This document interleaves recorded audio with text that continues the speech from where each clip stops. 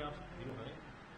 महाराष्ट्र में आजकल बहुत विवाद है चल रहा है हिंदी को लेकर, तो भोजपुरी कहाँ एग्जिस्ट करती है उस तरह से? मुझे लगता है ये जो लोग भी करते हैं वो गंदी राजनीति है और ऐसा कहीं भी नहीं होना चाहिए, देश के किसी भी हिस्से में नहीं होना चाहिए।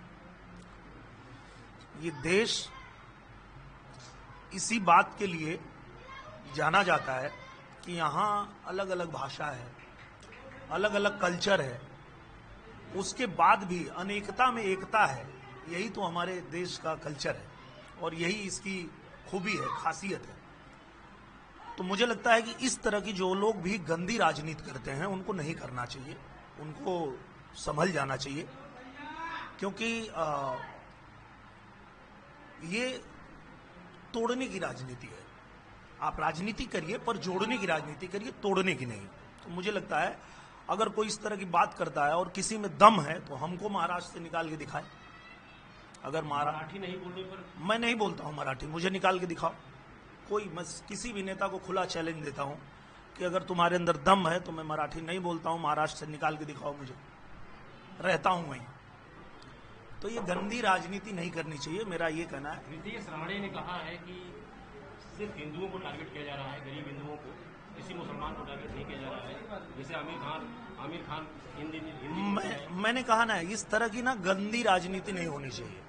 मैं खुद भी एक पॉलिटिशियन भी हूं, कलाकार भी हूं, पर मैं मानता हूं कि राजनीति कभी भी लोगों के भले के लिए होनी चाहिए, देश के भले के लिए होनी चाहिए।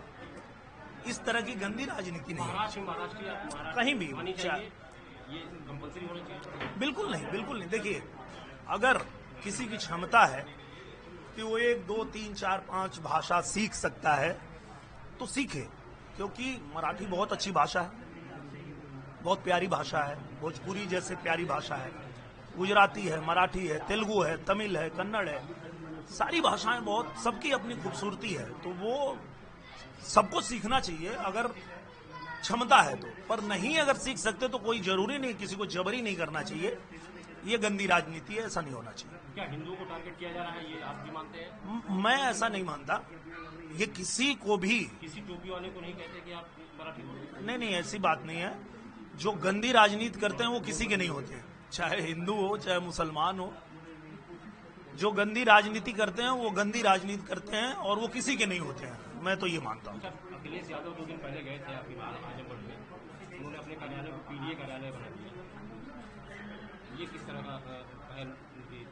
मुझे लगता है कि सब लोग अपनी अपनी तैयारी कर रहे हैं, वो भी अपनी तैयारी कर रहे हैं और करना चाहिए। और मैं तो ये कहता हूँ कि लड़ने का मजा तब आता है लड़ने वाला जब काबिल हो। तो जब वो वहाँ आते हैं और वहाँ आकर के कुछ काम करते हैं तो हमको भी अच्छा लगता है कि भाई पहले तो आते ही नहीं थे, कम से कम हमारे आने का इतना तो फायदा हुआ कि अब उनको आना पड़ रहा है। नहीं तो ये लोग तो जीत के अपना प्रमाण पत्र लेने नहीं आते थे, पर अब आना पड़ रहा है लोगों के बीच। उनकी अगर उपस्थिति हो रही है तो ये अच्छा संकेत, अच्छा है। शाही ईदगाह के मामले के जो मथुरा में था, उसके बाद हाईकोर्ट ने खारिज कर दिया कि ये विवादित ढांचा नहीं है। ये एक मामला अभी आज हिंदू पक्षी अपनी चीज को अभी फिलहाल खारिज किया। मुझे लगता है कि जो मामला कोर्ट में होता है वो उस पर किसी भी व्यक्ति को कोई अपनी राय देने की आवश्यकता नहीं है और वो उस पर हमको कुछ बोलना भी नहीं चाहिए। सरकार का ये टारगेट है कि काशी के बाद मथुरा?